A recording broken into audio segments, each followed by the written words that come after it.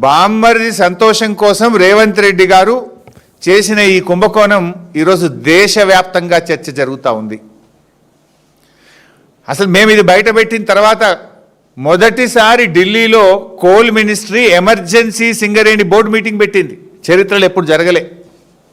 BRS party కుంభకోణాన్ని బయట పెడితే ఢిల్లీలో కోల్ మినిస్ట్రీలో ఎమర్జెన్సీ బోర్డు మీటింగ్ జరిగింది. ఇవాళ తెలంగాణ ప్రతిష్టకు మచ్చ వచ్చే పరిస్థితి వచ్చింది. తెలంగాణ అంటే ఒకప్పుడు పారదర్శకతకు, పనికి, నైతిక విలువలకు ఒక గొప్ప పేరుండే.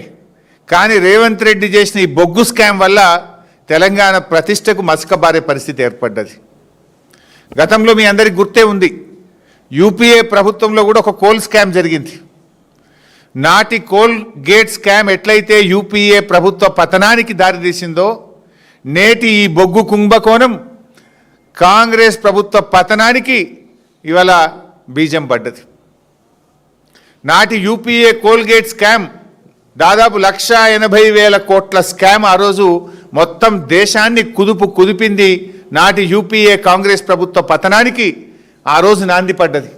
నేటి ఈ బొగ్గు కుంభకోణం ఈ కాంగ్రెస్ పతనానికి తప్పదు.